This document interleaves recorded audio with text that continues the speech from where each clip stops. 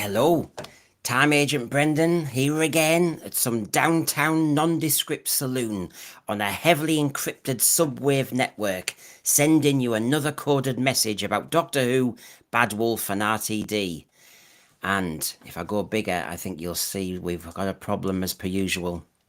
Yeah, I've gone heavy DEI, but I think the spy's out. Now, saloons are always my personal take on things, much more personal, but obviously there's some interesting things to talk about today. But I've got Sci-Fi Chronicles 79 on, and that's John. Hey, how you doing, mate? You all right? Yeah, well, there's times when, it's, as we say, it's the finale fallout, it's the day after, the night before type thing, and you know, time to talk about. Doctor Who Judgment Day. Yeah. Yes. What did the press say? How's this landed? Billie Piper, Ncuti, all the gossip about the future. And of course, as you know, what did the sense for you actually say to the press? And did I change the world? No. Yeah.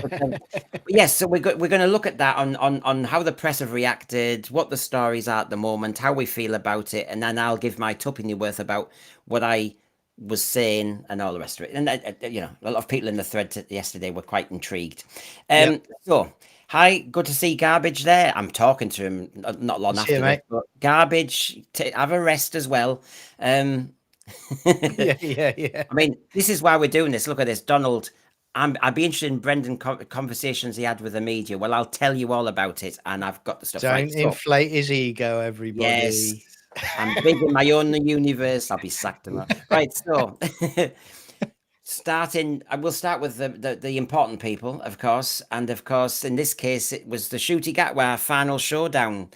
It didn't feel like it. You know, John, when you watch Legopolis or Caves of Androzani, you know it's the final one, don't you? Um, Yep. this had Yep. no sense at all that it was the final one. In fact, you can see where there was actually a screeching of brakes, and suddenly, I have to say, John, because I did the count, and basically by about 36 minutes, the show was over, and then we had to do this sit in somebody's garden and stuff like that. You realize that if you're going to make it a decent regeneration scene for Shooty as a final farewell, they must have had to ditch some action sequences, Susan appearing in the nightclub. All that stuff has been ditched because this was done last minute. Yeah. Yeah. I think this has all the signs of it was a bit of a rush job, wasn't it? You know, they've cobbled this together as quick as possible. I mean, I've only seen bits of the episode. I'm on record of as saying that, and I've been filled in by other people. But from what I hear, is it just felt disjointed, and where you just mentioned the Susan thing, that was obviously going to be a bigger part of the episode, definitely. But again, it's am I right and correct? Am I correct in thinking, mate? It was 30 minutes of just wrapping everything up, and then it was just all about the regeneration Yeah, and yeah, goodbye. yeah. Yeah, The Rani was eaten by about 34 minutes. Rani was eaten. Yeah, but Just, basically, in essence, it was ridiculous because if you add last week's episode, which was a build-up, and then you think, oh, right, okay, there's Susan to sort out, there's his anger management because you saw him torturing somebody, there's all these things to sort out. Mrs. Flood just disappears with a time ring. The Rani gets eaten. Omega goes back down the plug hole to sort out the sewers because he's as bad as Thames water down there. yeah, It's all crazy. And then we had time to sit on the settee in the play mat with Poppy and go in the garden on the swings and for the doctor to actually talk about how amazing he is. And that's why you had the emergency Geordie insertion. The whole thing was kind of what static, by the way, static. It was like adding Time Crash, which, as you know, is a children in need special, to an actual Doctor Who's finale. I Um, I think Classic Who got it wrong, mate, because like Caves of Androzani and the rush at the end for the regeneration, and Planet of Spiders with the sacrifice and the Doctor facing his fears, they got it wrong. What you needed to do is just have a sit round and a chat, because that builds that regeneration tension, doesn't it? yeah. Every time. So So obviously, I'm going to look at what's been said to the press and then what I said, just so people in the thread know I'm not. You know, I don't bait you and trick you. I will show you because it's quite good fun as well. Because I think a lot of you agree with me. Lance Uppercut, hey, what a sad ending in more ways than one. A disjointed mess with add-ons. Add-ons. Don't know about you, Lance, but I am underwhelmed so much that today I feel quite flat. It's not like you know.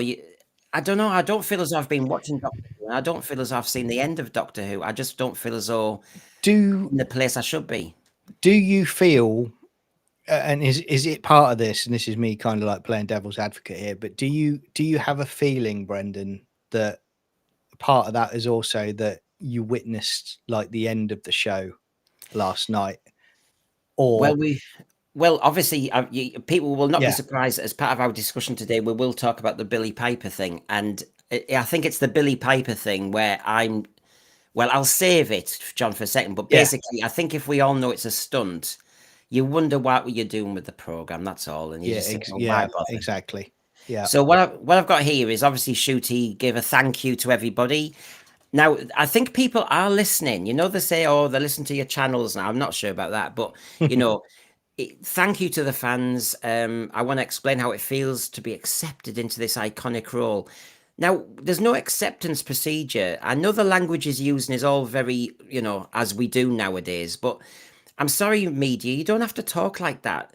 Every yeah. doctor's been accepted. I mean, John, tell me a doctor since William Hartnell who was not accepted by the fans. I mean, you don't need to say that. No, you don't. All I would say is probably Shooty Gatwa and Jodie Whittaker.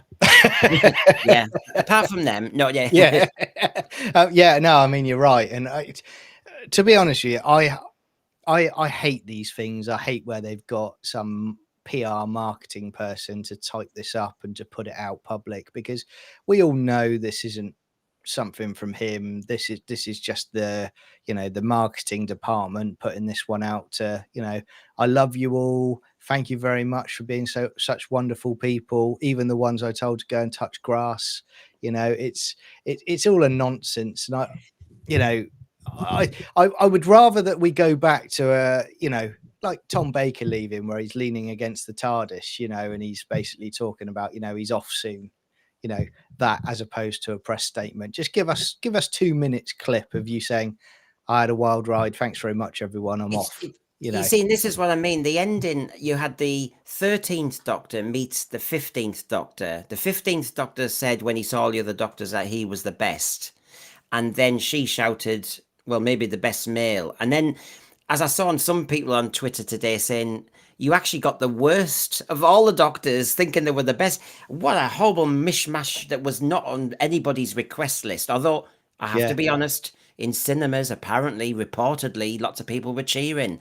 Makes me just wonder what the hell people cheer nowadays. Well, I go they to were. I heard that, but they were watching a completely different program and film. Actually, the they were watching watching looks. Lilo and Stitch.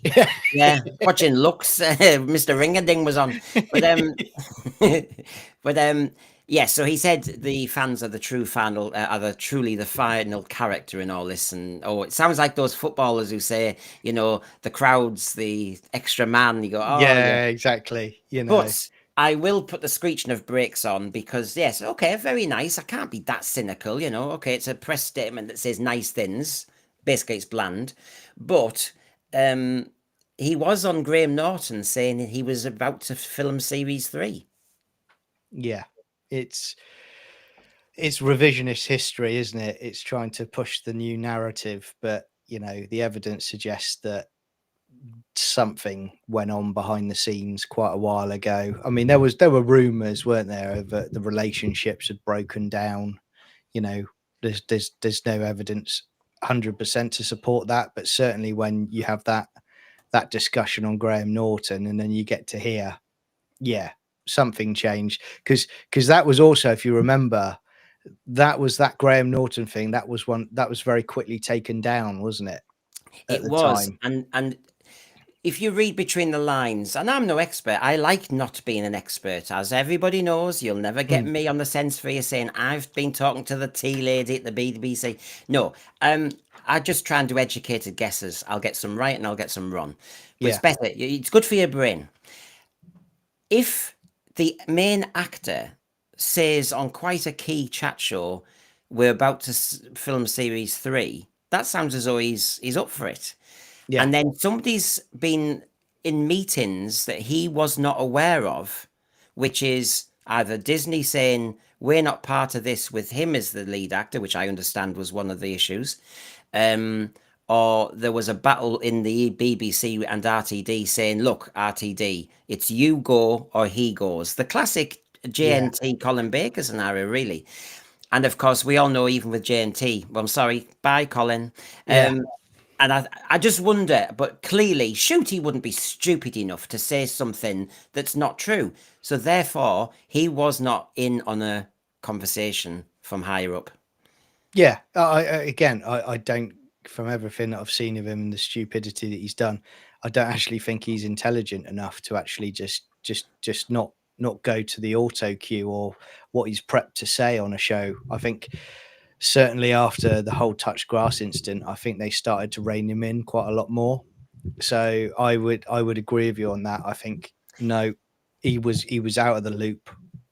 That John, I'm just helping Carly Doc here. If Carly Doc's new to our channel, that's our Who pet, Yeah, and as a tribute, I mean, he's on the chair there with Belinda, and I have loads of Who pets. He's the Shooty Who pet, and yeah, you'll see him.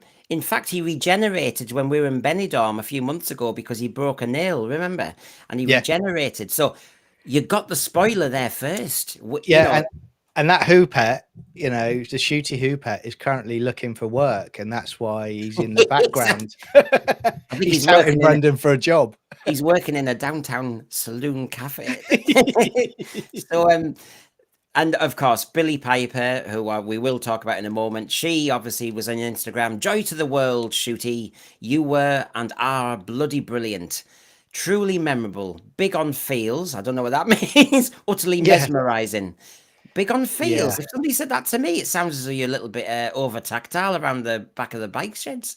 yeah, yeah. I mean, I mean, this is what again, this is the kind of stuff I hate. It's all the twee. Oh, you the bestest ever, And I know, again, I'm saying it to you again. It's the PR and marketing team. She hasn't written that. Someone who's working for her has written that. It's all we've all got to play nice in the Doctor Who sandpit. I'd rather Yeah. they just went, oh, by the way, no, you were the worst ever. I can't wait to replace you. And we will get onto that. And like I said, I will give my tuppy north of what I said to the press, but I am not the most important thing, and that's why I'm doing these things first. There He's lying, is everybody. an He's order. I'm gonna lying. wait till you get to me. No, Tom by Chick, Colin Baker was treated appallingly. He's done nothing wrong. Shooty though couldn't help but keep mouthing off. Yeah, there was a difference in the PR. I agree. Yeah. Yeah. But as Raymond Williams is saying, I just want to bring his comment in because this is roughly where we were all talking about this. Gatwa had to go, but why Billy? I mean, seriously, what's all this about? She was cute playing Rose Tyler, but she can't get away with that playing the Doctor. I hope it's right. On acting quality, I've been surprised by her from the beginning. I was one of those in Mm. 2005 going, oh, God. Yep. However, in everything she's done, fine. So I've got nothing about her acting ability at all, and actually nothing against Billie Good Piper. actor. Yeah, Yeah. absolutely. My issue is this, and this is where I agree with Raymond Williams on this point. In just Doctor Who, she's been Rose Tyler, the love interest, the moment. She's been the TARDIS vortex. I mean, and now she's going to be the Doctor. As Jamie was saying this downstairs, to be honest, she's actually too infected with the program. And I think when people saw her face, I'll talk about the general public, not the fans Mm. and the nerds and everybody else who cheers like seals in cinemas. I think they thought, oh, it's her. And we were saying when I was just doing the dishes downstairs, I said, can you imagine if you're going to do a stunt, can you imagine if it was Judy Dench? And Yeah, yeah, and exactly. the Yeah. British public would go, whoa, what's that? Now, even if Judy Dench was going to be the stunt that maybe Billy's going to be, which is it's the TARDIS or it's some sort of hallucination, it's something, it's a vision. Yeah. And I don't think he's even thought it out yet. So basically, get some top amazing actor who you could afford, who is happy to do the stunt just to get the headlines. Because clearly, I think cynically, John, that's what we think this is. Yeah, it is. I mean, this is a stunt casting effort. It's also a stopgap for RTD, who was, excuse the puns, but was caught with his pants down with Ncuti. Allegedly, the rumors were he was buying himself out of his contract. So that was clearly rushed on them. And, everything that she said so far, the statement she's put out, it does say, and you probably got the quote there, but it says coming back for like one more time. Yep, yep. So I picked up on that, and for me, I thought to myself, it isn't going to be a fresh idea with RTD. He's very lazy now, and I think all he's going to do is he's going to go, it's the bad wolf. So it's going to link in with Parting of the Yeah, yeah. Ways, where the energy, where she kissed Eccleston, there's still something there, that's connected to the TARDIS, and it's going to link all the way back to that. Going on to the general viewers, as you were just saying, I mean, if Doctor Who fans are actually going, oh, this is just ridiculous, what's the general public thinking about this now? The general viewer, I mean, it's laughable. Yeah. And this is the point we have to keep making, and it is actually ridiculous in 2025 that you have to keep making it, but I think you always have to preface things nowadays.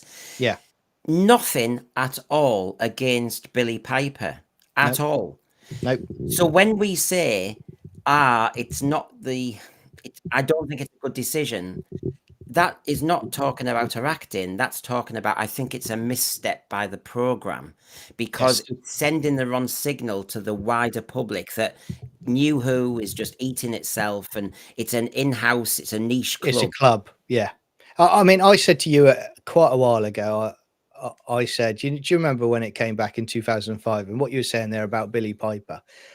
At the time, I was against it because, and this was nothing to do with Billie Piper at all, but it was about the fact that, do you remember the papers in 2003 were running with, you know, it's going back to the silliness of when Yeah, like Paul Daniels was linked to be the Doctor. yeah. And I thought, oh, they haven't learned their lesson. But credit to Billie Piper, she was great in Doctor Who, absolutely superb. And she's gone on to do some great acting work, top draw. The trouble I have with it now is the fact that this is done, like you say, for a cheap gimmick, and it's also damaging the 60 plus years of Doctor Who for them to keep their own little clique going, and fix an RTD And it, problem. it just like I've said, the Doctor Who program needs more Jeopardy Yeah. as an example of something I'm always going on about. The other thing is, can you imagine the wider public going, wasn't she that his companion? Wasn't she Rose? And then other people will say, wasn't she in Dave the Doctor the Moment thing? Wasn't she? And in the end, you think, oh God, you can't have her keep coming back. Yeah. That in some ways that looks desperate. I think RTD has pressed the emergency button because he clearly gets on with her a little bit more than Chris Eccleston, and done that. I made a point on one of my Thursday streams, and I said, to be quite honest, if he's a bloke, if he's a man, he should have thought, eat humble pie. Whether the man says yes or no, ask Chris Eccleston back. Yeah. Yeah. That's And what of you course should he's have not. done. And of course he's not going to do that. And, I've already, to the levels of stupidity it's got to, and this is where you knew this was going to happen, is you already see people online talking about, oh yeah, isn't it going to be brilliant if Billy's Doctor meets the 15th Doctor or the 10th Doctor, and they meet up together, because they were, you know, in the early era, they were romantically interested in each other. That's the nonsense you're getting now with Doctor Who. It's the sci-fi is gone from Doctor Who. It is purely just soap now. Yeah. Andy Coates here. Billy is playing the TARDIS Matrix. That's the bad wolfy effect, isn't it? Really. Mm, Rewatch The Doctor's Wife. The emphasis on the word hello. The TARDIS is there to find the lost Doctor. And actually, if you look at the editing, I was very intrigued. Okay, the Doctor goes to stand outside and blast the universe, but the yeah, TARDIS lights went off. The TARDIS had actually been talking to him by showing all his previous incarnations. Hello. So the TARDIS was doing something. So yes, I think, and there was a shot when he's blasting all his blooming regeneration vapor everywhere, and then they show you inside the TARDIS, which was dark. Now, why show that shot? yeah, And so, yeah, there might be something going on.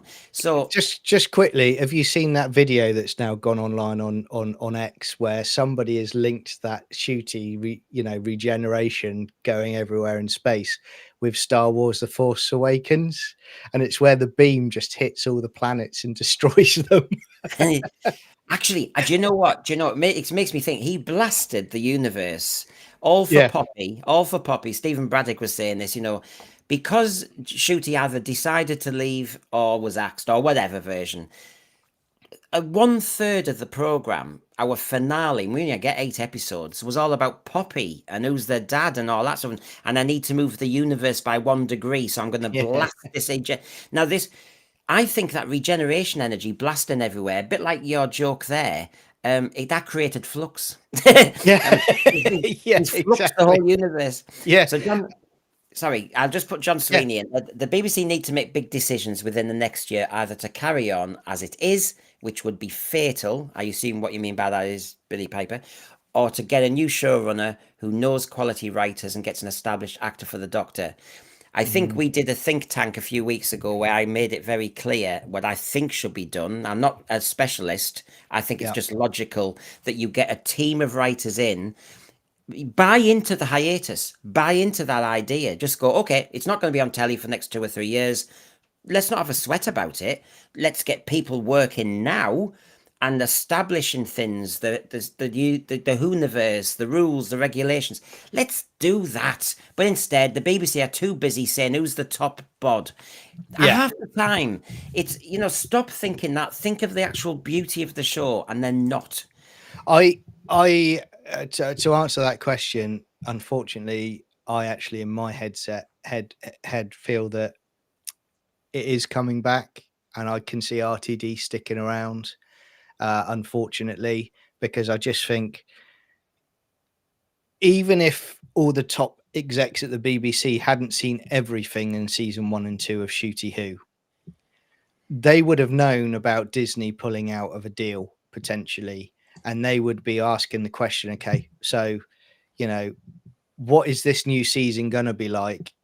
We need to know whether it's good enough that's going to one get Disney back in, or if we can pitch it to another partner. And they would have seen what would have been happening with Shooty, and they would have seen this final bit with Billie Piper. And I think it will come back because I think these people at the BBC now, they're indoctrinated just as much as, and they think the same as Russell T Davies and Bad Wolf now. And we're in a time where they're not looking at it as even from a business point of view. They're looking at it as a pushing the message point of view. And sadly, that's where Doctor Who is Well, there's, now. there's also the protecting your egos, because unfortunately, with lots of Yes. executives, the message they've become imbued with, and they have to, as you say, protect the message, and that's protect their position. Yeah. Raymond Williams, interesting point. I mean, I was in Australia when One Direction did all their stuff, but yes, I know Harry Styles a bit. I don't have teenage daughters or anything, but I'm aware of Harry Styles, and I actually can Not for see me. what I can see what you're saying, because he's done a war movie and he's done that policeman drama and stuff like that. So he can act. That would do it. That would get. I tell you what, if you want to get the girls watching, that would certainly do it. But on the press reaction, obviously, I just want to tell you that a few people were talking to the press, John. Yeah. Um, Just the ego. I mean, he can't even fit in that camera box now, I can he? know.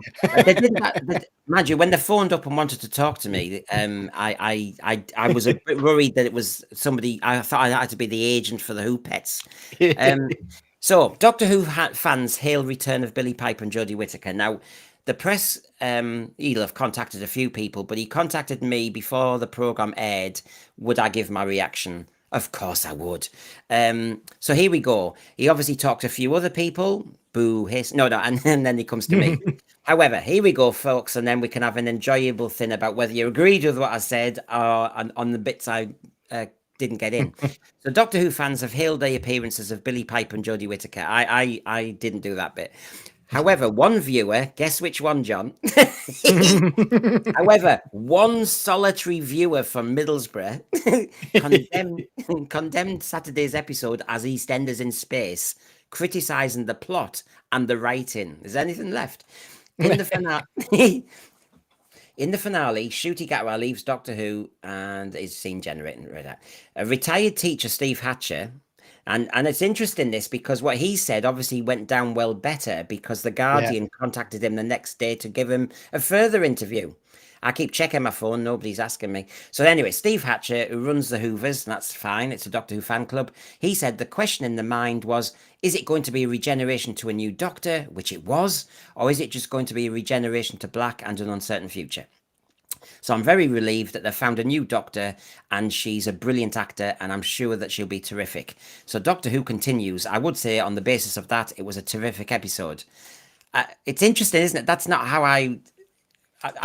that's not how I talk. I mean, I No. can agree with everything he said then, but that doesn't mean it's a terrific episode. No. But, yeah, okay. So this is the next bit. We will continue.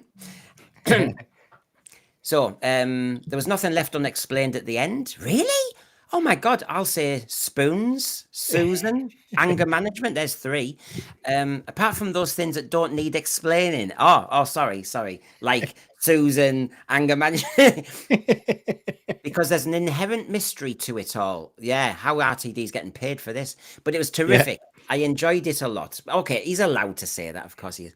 Mr. Hatcher, who watched the episode with other fans at the Derby Quad Cinema, said the regeneration was handled really nicely. Yeah, it went on for quite a while, and the overwhelming mood was positive. Okay, I wasn't there, so I don't know. What a lovely surprise to see Jodie Whittaker come back as well tonight. Anyway, so there you go. I'm not knocking him. We've all got an opinion, and I do, everybody's valued the same. James Ashway, 27, who helps run the Doctor Who Appreciation Society's magazine, said it was an episode which threw the kitchen sink in terms of returning characters. Yeah, I agree. I'm a bit speechless, to be honest. There's quite a lot of stuff to take in, but I think it was an interesting episode which pivoted in the middle. Yeah, I have screeching of brakes myself to tell two different stories. One wrapping up the end of the season, and obviously telling Ncuti Gatwa's regeneration as well. So very enjoyable. Again, you're allowed your opinion.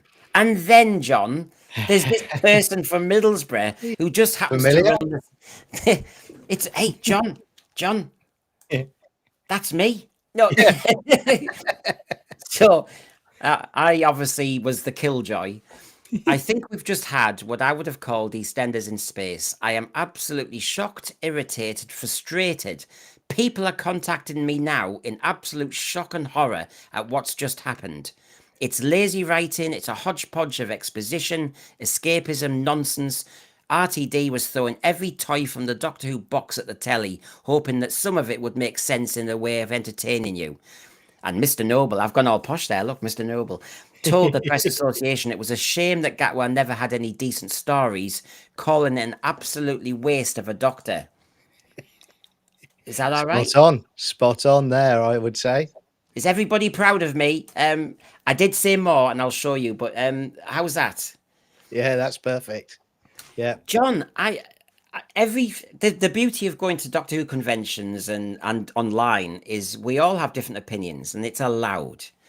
Mine isn't God, but when you see the other opinions, I'm really surprised, and I don't know what the thread thinks, but just because somebody appears doesn't make it a good episode. So, for example, Day of the Doctor could have been badly written, could have been a disaster, and just because Tom Baker turns up at the end, I wouldn't say it was a great episode. I'd have said that was a great moment.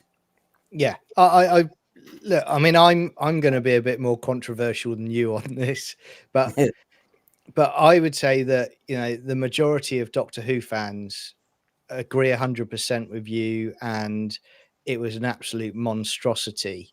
But what I would also say is the fact that the people that are saying, "Oh, it's wonderful," they're the same type of people that are going online and going, "Oh, isn't it wonderful that she actually acknowledged that she loves Yaz and all of this Oh, and all of that?" And it's like, no, you're talking absolute codswallop. it's fan fiction. It is, and it's it it's. I've said before, it deserves to die. No show with this quality deserves to exist, and if it wasn't a BBC license paid production, it would have been canned a while ago, in my opinion. I but I think it will continue, and I think it annoys me because although I've stepped away from it, and I talk to you about the demise of it, even though I'm not watching. I love the classic. I just worry about every time he comes along, he damages the IP, and we call it an IP these Yeah. days, don't we? He damages it more and more, and it's the equivalent now. Doctor Who, unfortunately, it's like a guy that is unconscious on the street corner and is just being kicked in the bollocks, Oh repeatedly no, now. John, I've got a better analogy than that. Kid being tortured for a minute by the doctor. That's what it is. Like, Yes, yeah, yeah, that's exactly right. meta. Yeah. So Dalek Lives Matters. I think the whole childless adult and parentless child thing and babies being passed amongst the cast was an LGBT plus allegory. It would help. Allegories are good when they give you hints that there are allegories. I mean, being part of that big alphabet soup, I didn't see that, but that doesn't mean I'm the expert on this. Can I just say though, I know I did watch it. I did think it was lazy writing. You know, I've spent 30 years reading scripts. Lazy writing for 22 minutes out of a 60-minute show, which is called the finale with Disney budget. This wasn't Antiques Roadshow. We had the Rani saying, I've done this because of this. Oh, if I press this button, I'll do this. Oh, do you know what? I thought I was dying, but Anita's arrived from a hotel that wasn't on that balcony before. Unit headquarters, which looks like a very expensive, high security building. Suddenly you can draw a play school door at the back. I mean, I'm sorry, but that's lazy writing. Well, Um, it is, and can I just add to that as well? Two things on what you just said there, Brendan. You've also got, when you're talking about logic in writing, okay, we've now got an entire skyscraper that has got a pirate's wheel that turns it yeah, around to shoot. Yeah. yeah. Sorry, wouldn't it be a much more cost-effective way for Unit just to go, hang on, let's build it with gun turrets covering every angle so we don't have to make it turn round? That's logical. And also it's, am I correct now that every finale has been in that unit set? Yes, yes, I have. You know, when you collect photographs, I've got them all lined up. I just never use them. But Yeah. yeah, it's the same room. The Yeah. giggle, the lot. Yeah. Now, Jack Dexter, thank you, because the Hoopettes, they thought they were on holiday. I've promised them pocket money and everything because they've worked so hard for 8 weeks. I have to say that. I mean, look at Yeah. them now. They're just sat there being useless. But yes, thank you for your money. The problem with casting couch hirings is one can't guarantee a great performance after the initial thrill. I don't know. I mean, Mm. she's good. I have to say she's good. I think she got everything by for all the right means, but it doesn't excite me.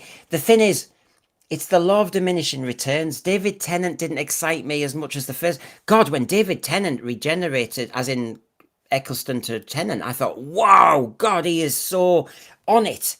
Can I just reply to Mr. Squintyman in the chat quickly?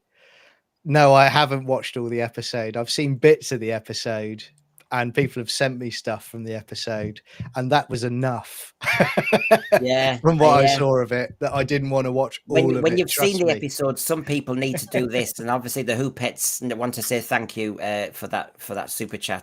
Yeah! Woohoo!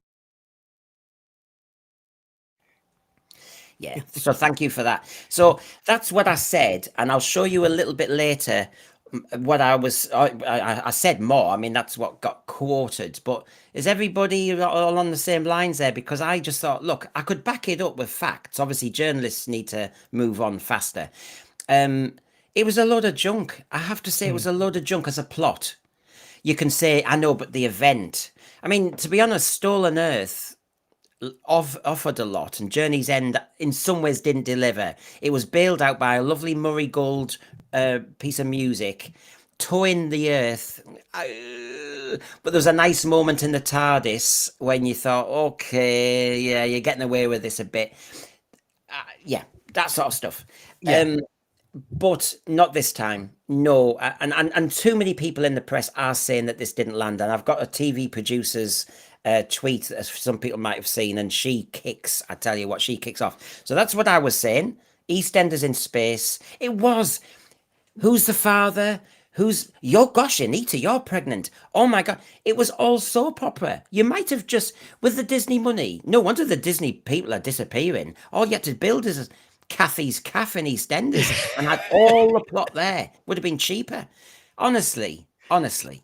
I So mean, again, the writing level, you know, I knew. Look, I've said to you before. For me, in RTD1, the best finale was from him was the first one, which was Parting of the Ways, and I think that's because it was the first one from Who coming back. But the rest of them after that, yeah, they never really paid off, did they? You know, I no. enjoyed them, but they didn't. You didn't kind of go, oh, you know, Yeah.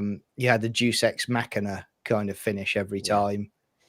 So of course, maybe the Guardian didn't contact me because they didn't like my view, and also because GB News was quoting me as well. So there you go. I don't know. You know that they ban you if you've been on certain things. So Andy quotes here. Interesting point. If you think about it, all the doctors are the TARDIS's children. You see, there was a line in the script in the finale, John, when Kate Stewart said, in a way, we're all your children. And I thought, no, the only children of time are on Tuesday night at 8 o'clock with Brendan when they'll all be messing on. But yes, children of, we're all your children in a way, because he realized that Poppy didn't exist. She was out of time, so to speak, and he wasn't a dad. So suddenly they went, well, in a way, you are we are your children. And I thought, Kate Stewart, who runs UNIT, would say that. Yeah. It's a So she's running. patronizing. Sorry, mate. I was going to say she's running an operation from not from a military and a logical, strategic point of view. She's running it from an emotional point of view. Then, Well, she offers everybody a job. I mean, Just- honestly, that every time somebody appears as an extra, she offers them a high up job in this top secret organization. It's absolutely amazing. But when you get the shot at the end, if you take the doctor out and Colonel Ibrahim, it's all women. So it's a bit like Galaxy 4.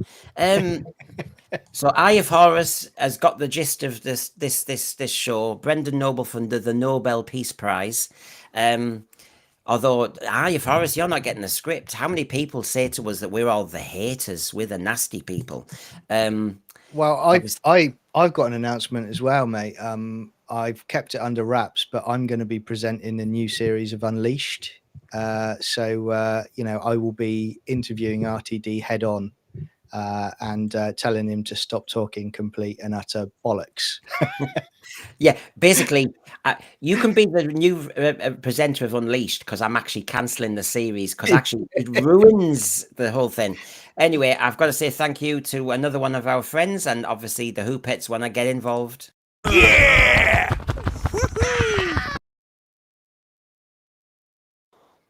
That's one of the best ones. I'll be talking to Garbage later, and honestly, we can do so many things with them. I'm assuming he can. He's done so many good things, Garbage. I mean, Garbage, I send him the photographs, everybody, and he just lets them go.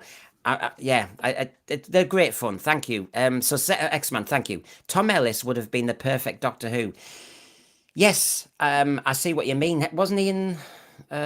He was in his Last of the Time Lords, wasn't he? And he was in Lucifer, I think it was. Yeah, that doesn't bar you, does it? Like Peter Davison was in everything at that point when he got the Doctor gig. He was doing really well. But I would also say as well about the fact of how universally, I say universally hated that episode was, and what they've done is the fact that, you know, I don't know if you saw on X, but Master of the TDS on there actually put up a tweet basically showing the official BBC Doctor Who account, and they show you the settings where you go to on X for where they've hidden the replies. Oh, right, And you yes. can actually see them, and you're scrolling through them, and they've literally just been chucking everyone in that section to make it look like it's really popular, but it's just wall to wall people just going, this is complete rubbish. I'm being nice by saying rubbish because I don't want to say what they actually said.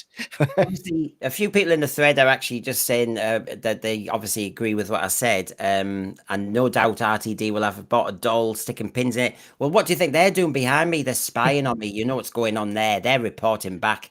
I can't hang around in this saloon because obviously the subwave network always gets found out. Um, let's talk about RTD because most of what I said to the press. I said little bits there, but I said a lot more, and there was even more I scripted actually because I was prepared for this because I wanted to reflect our channel and our followers because I know I kind of get a vibe of what people are thinking. Now, I mentioned this on the Sunday show, so I'm not going to read everything again. Did you see this the other day, John, where basically the BBC were criticizing Doctor Yeah, Who? on the radio, wasn't it? Yeah.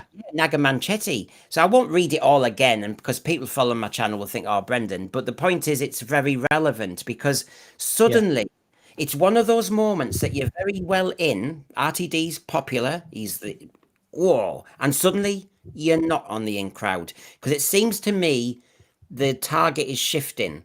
And to be quite honest, in some ways, Shooty might have had to have left to stop the fire coming onto him. We're both football fans and we know what has to happen.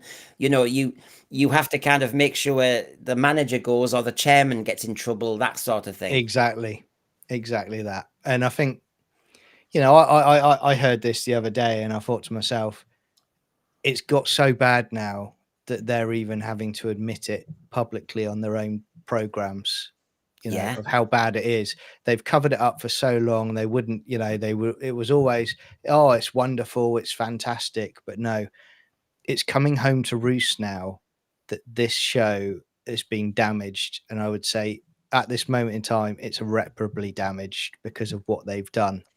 And the messaging, I mean, for example, I mean, like I said, I don't want to read it all again because but he says, you know, I'm on the Mm. left. Was the text, but Doctor Who now seems to be just a bunch of memes telling us white straight men with the Yeah. source of all evil, and it's full of messaging. Yeah, and just like Unknown 289 says here, the awful moment when the 13th Doctor said, you know, I should say I love you to Yaz. Okay, gay man speaks here. That means the 13th Doctor was gay. It means the 14th Doctor was gay because he fancied Isaac Newton. And that means the 15th Doctor was gay. There's messaging and there's ramming it down people's throats. There's a difference. Hello. And isn't it strange that when the Doctor was asexual and was a male, it was actually considered to be quite a successful show. Yes, it was going downhill in the views with Capaldi, but prior to that, you know, it was considered to be a successful show. So it says to me that they can push this until doomsday, but it's not going to be accepted and receptive. The general audience aren't going to be receptive to it. People I don't wish want that from Doctor Who, do they? People want to see monsters. They want to see the Doctor saving people from monsters every single week, and him traveling time and space with a joy on his face because of the wonders he's going to see. well, They're not doing that. it's almost as if you wish you could, and I could see in a way Ian Levine was saying this in one of his tweets, saying, you know, please give me one episode. And in a way, I'm not saying Ian Levine needs to, but what I get it that you need to say, can we just, as a control, show you one episode where we do what we think? The trouble is, you know what I'm about to say. We give you what we think the fans want, but the trouble is, there's a lot of fans out there saying, you lot don't understand Doctor Who. I loved that finale. It had everything in it. And some people have given it 10 out of 10. Some people have said it was one of the most amazing pieces of telly. And I'm just sat there going, but apart from being on the placemat, apart from being in the unit room, apart from the Rani having a bone jet ski and the next minute she had a transmat. So what was the point of the bone jet ski? Oh yeah, it was to use Disney money. Yeah. More or less froth, not thought through. My concern is, and I've always given RTD his dues, when you read the writer's tale, he drafted, he was careful. And he normally got it right. I think his laziness has come through. And when I say laziness, he's one of those writers, he knows that normally his brain bails him out. So basically, the Bernard Cribbins 4 Knox idea came Yeah. to him late in the day. When you read the writer's tale, He'd done the 4 knocks, but he didn't know how it was going to come together. And luckily, his creativity and imagination came up with a genius thing to save the old man. That was brilliant. You can see in last Saturday's episode, he almost set it up that his imagination will save him, but the Rani and Omega and this, it didn't, and it as No. it says, it ended up just being a horror show and a mess. And actually, it was even more butchered because the shooty reshoot came late on, so whatever that finale was going to be, it had to be shortened to just set it up for him. And as Yeah. Paul Ashworth says here, thank you very much. Can't we start an online petition to get it axed? Do you know what I'll do, Paul? You've reminded me on Twitter, as you know. Give us a few days just to kind of get my head in gear. I'll do one of those polls to start. Yeah. What I mean is, let's just kind of get the gist of it, because I did a poll ages ago about whether it should be rebooted, cancelled, continued, etc. So let's do that, Paul, and let's just see. Would you like it just to continue, whatever it is, like, we don't know on the show, do we? Or would you like it to be taken off? The trouble is, as I always say, once it's axed, who said it's coming back? The guarantees all end. Steve Yeah. Parkinson, the Piper rumours were met with derision months ago, but now the Forum Whovians are defending a role in it. This is the hypocrisy of the hardcore laid bare. Slap a Doctor Who logo on it and they defend it. Yeah, I think we've got to be a bit deeper than that. I agree. Sorry, John. And just to right. explain that, this is what we voted over 2 years on the Sensphere. So with 5 people on the panel, and last year, slightly different personnel to this year, with the same criteria, the Well and the Robot Revolution had robots in it, had a monster in it. You didn't see it. Yeah. They did better than Wish World, the Nigerian one, Space Babies, the Reality War, which had lots of babies, and the Devil's Card, which nobody understands why the hell that was in it. So we've all had opinions, and we all know our Doctor Who. I mean, one minute we're watching Terror of the Zygons, the next minute we were watching Rogue. I mean, come on, we know what we're talking about. So that was Yeah. our opinion. But this is what RTD says to us, John, when we all say what we say. And he says there's a small number of us, right, who point out the diversity of the cast. Well, I don't think I've mentioned the diversity of the cast at all today. A drag queen villain and introduction of a transgender and everything. However, Davies and Gatwa have strongly dismissed this criticism as from a minority. So, and he's going to say this on the BBC Radio 2's 20 Secrets from 20 Years. Someone always brings up matters of diversity. And You. yeah, and you insist on it. And there are online warriors accusing us of diversity and wokeness and involving messages. And I have no time for this. RTD, I have just shown you an article which was a quote from one of your BBC programs and BBC presenters saying that about you. So, he doesn't like it. So the BBC are slagging him off, and he says, "I've no time for this. I don't have a second to bear because." I'm typing again. No, Yeah. because what you might call diversity, I just call an open door. Yeah, to kicking your backside out. Yeah, exactly. I mean, this is a guy that has got Alex Kurtzman levels of arrogance. And I think this is. I've said before, this is all to blame on the execs at the BBC who didn't check this. Who should have been respecting the IP. They didn't. They laid themselves down at the altar of RTD and thought this guy will fix it.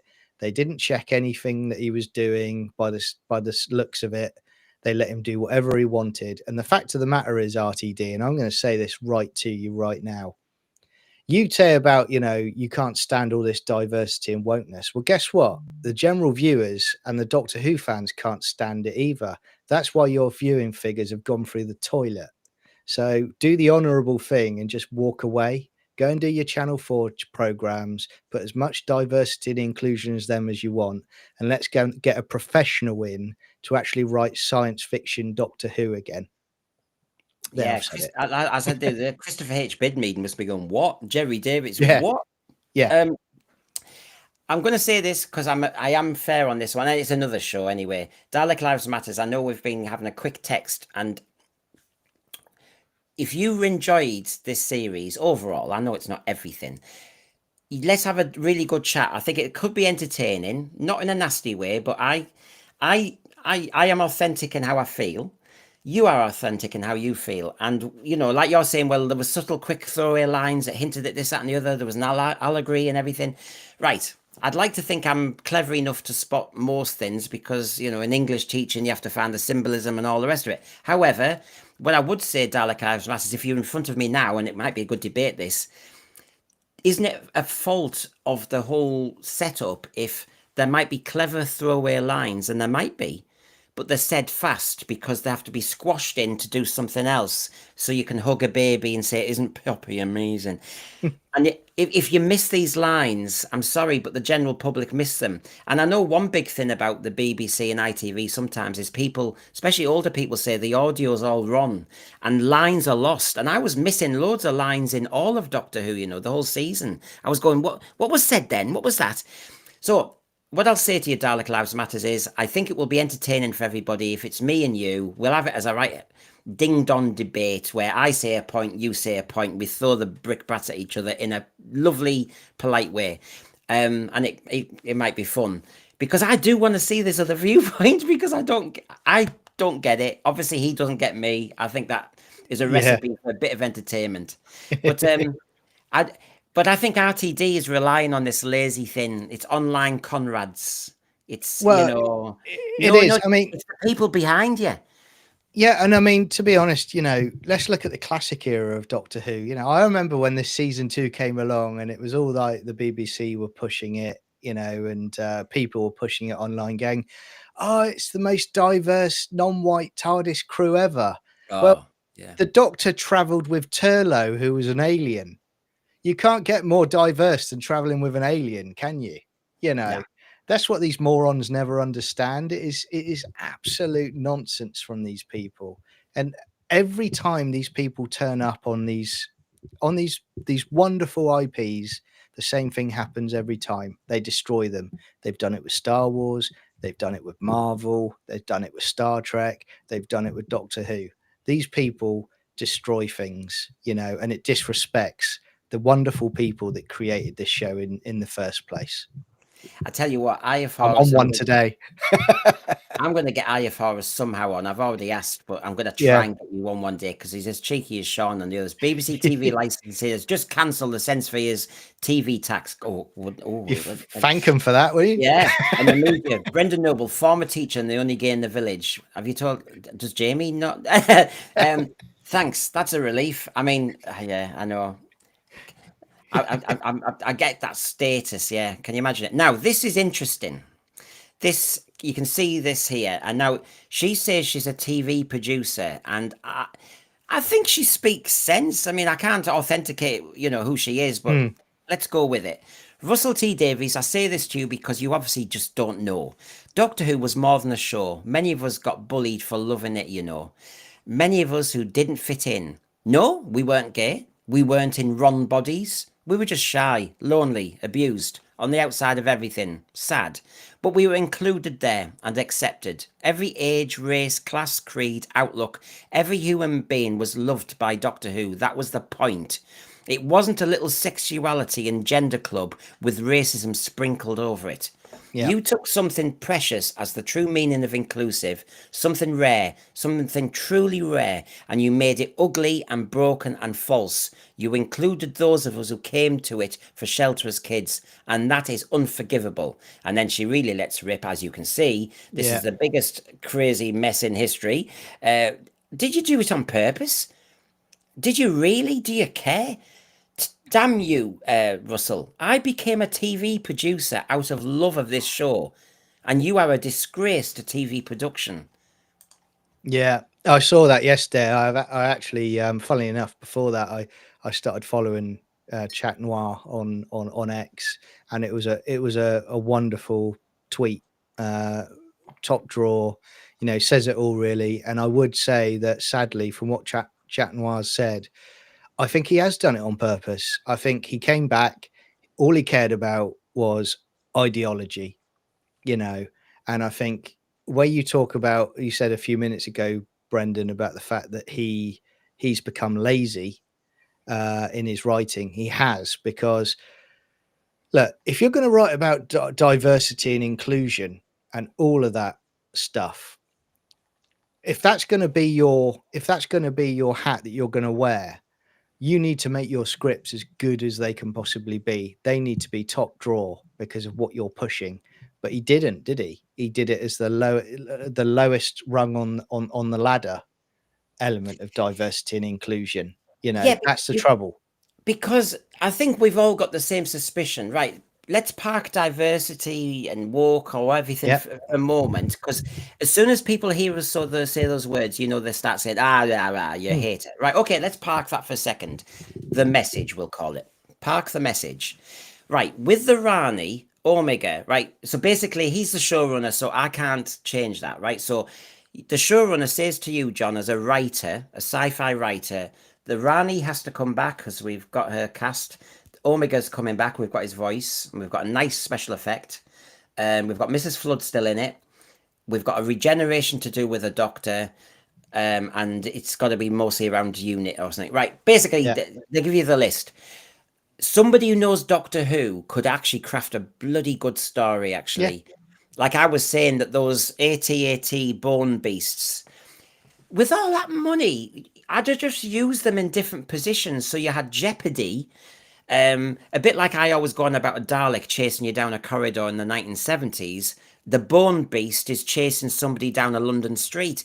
Get it like Doctor Who. Where's the terror? Where's the horror? Exactly. And what you said there about, the diversity inclusion, none of us have a problem with it. There's always going to be a minority of people that are going to have an issue with it. But, us Doctor Who fans don't have a problem with it. As you know, I love Stargate SG-1. Did my watch along last night. There's great female characters in that I adore. And why do I love them? Because they're very well written characters. That's what it comes down to. Now, if he had crafted really well written characters, three-dimensional characters that you became invested in, we would do that. But let's analyze Rose Noble, shall we?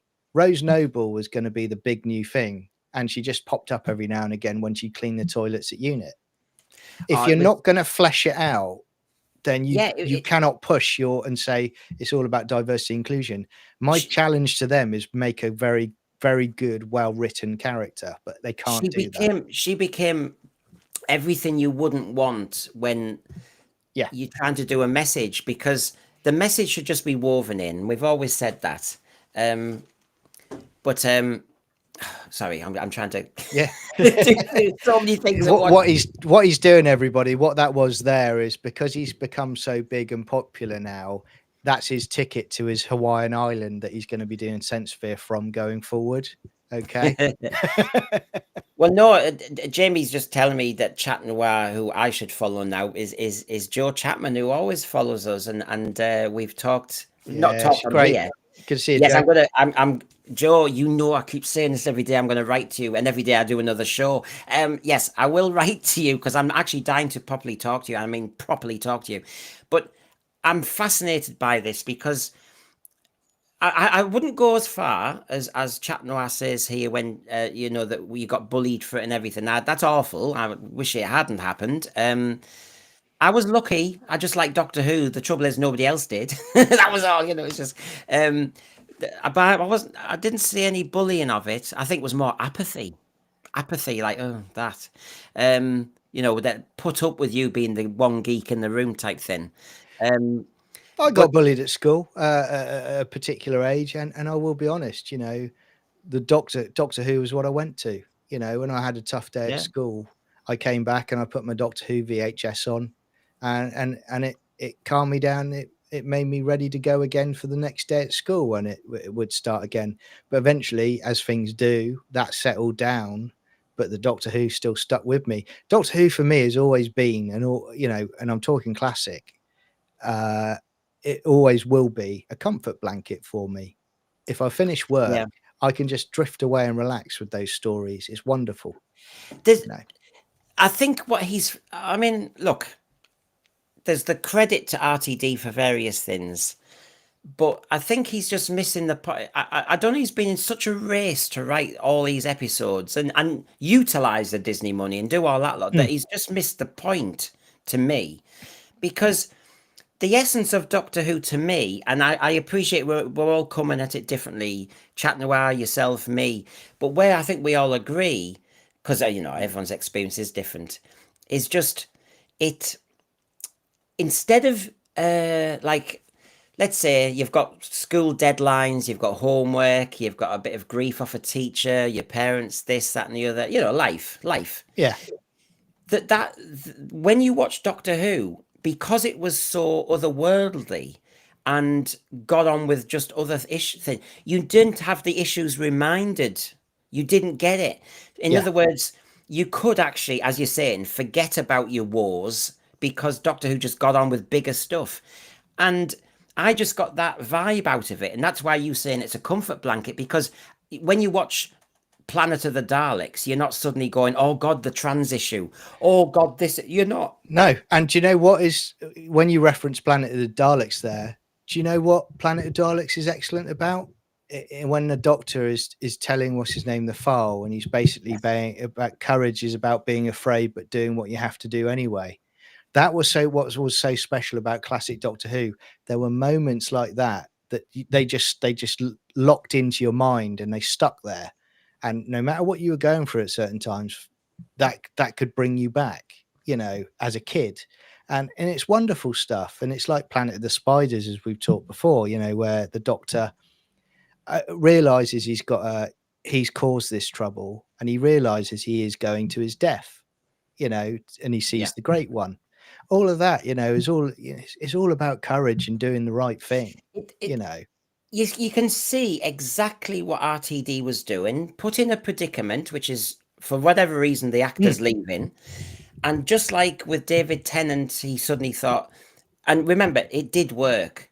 The Bernard Cribbins, the Yes. four knocks, it was a really beautiful moment, and I It got was. it, and actually well acted by both of them, because the David Tennant Doctor was going, oh, I could feel it for him, which is, I'm going to die because of you. Exactly. And that whole where he lived too long, and he accepts it at that point, even though because he wanted to carry on, but he knows he's got to do it. And I thought there was something beautiful actually as well, because bless him, Bernard Cribbins, but Wilfred is an older man. He was a war veteran and he's at the end of his life. So to save him, you add in a few extra years on. That's it. Whereas RTD this time, it's the same trick, except we didn't get the four knocks. I'll save Poppy, a young baby. But again, he got himself into a mess, and in the end, Poppy was saved, but she was already saved. He actually euthanized himself for no reason at all. Now, Jack Dexter just wanted to clarify that the casting couch reference was more to do with the main actor and the showrunner. Okay, that's kind of clarified for you. I understand. I wouldn't. I don't know about that, but you wouldn't be surprised in production these days. But all I would say, just going without the casting couch comments, clearly it was one of the worst decisions ever made. And when you had the Jodie Whittaker era, where it was damaging Doctor Who, and the ratings were dropping, and we were all saying you needed to have a great casting for the new iteration of Doctor Who, you really needed to come out swinging as a sign of intent. They didn't do that, and the rot carried on, unfortunately. Well, I have Horace here. Brendan, I have a voice for radio and not a face for TV. Look at me. Hello. 57-year-old here. Remember, because you're pals with Sean, really. Sean comes on with a little logo thing. I won't give in. I won't give in, because I know there's a lot of quality people. There's a lot of quality people in our thread. I could ask a lot of you on. But regarding Chat Noir, I mean, so you relate to that bullying thing about and Doctor Who? Yeah. I mean, it was, it wasn't a great time, but those times passed, thankfully, as a kid. But it was just a case of, where people are ripping your blazer, taking it and ripping it and just leaving it there for you to find, and trying to destroy your stuff. And you come home and at the time, Doctor Who, my parents know all I was doing was watching VHS Doctor Who's because I adored it. And as I said, it always passes, and then you carry on with Doctor Who, and I think that's what makes Doctor Who special. I think. Well, it's like, for example, and I think every Doctor Who fan hopefully can relate to this, that I am within a day or two about to do my love letter to Doctor Who regarding, and it's just a little one, which is my stepping on point, which was the Sea Devils. And Yeah. I'll have a few clips, a few memories, just a little snippet. It's not a big review show. And of course, as you know, we've all seen clips of the new Sea Devils and that. And I just feel as though you're just crapping all over my memories. And, Yeah. the beauty of Doctor Who, especially when it's been going so long, is when you did Classic Who, so even then it was 20 odd years old, you would actually, the Silurians come back in the Rorries of the Deep with the Sea Devils, and the Sea Devils looked roughly the same except a stupid costume. Silurians strangely changed and turned into some sort of Kermit the Frog voice type thing. But I still felt as though I was still watching the same program. Yeah. But I have to say, when I see the new Silurians, when I see the new Sea Devils, as looks as though there might be, I feel as though I'm watching an American sci-fi show. It's I know exactly what they're doing. They're doing the Rick Berman Star Trek Next Generation approach, and they're basically humanizing the monsters. So they've got to have a humanoid type appearance. That's not Doctor Who. We want to see the Sea Devils as the Sea Devils.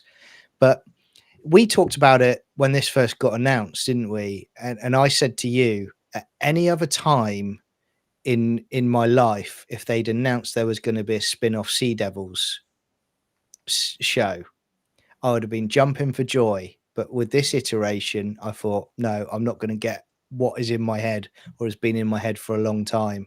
And from that trailer I saw, it's not going to be good. It's terrible. And I'll just say as well, it's good to see Joe Chapman getting a lot of praise in the chat. Yeah. Yeah, that's good to see. I know it's trying to do two things at once, isn't it? But yeah, I mean, Joe clearly is talking about a friend who got bullied because of having a Tom Baker scarf. I mean, look, I'll try not to say the words, but you all know with my background, I get some kids just got it in the neck for all the people were looking for an excuse to bully them. You could see, and it was so horrible to see. Now, my issue now to Joe and yourself is that the way Doctor Who's been turned into this.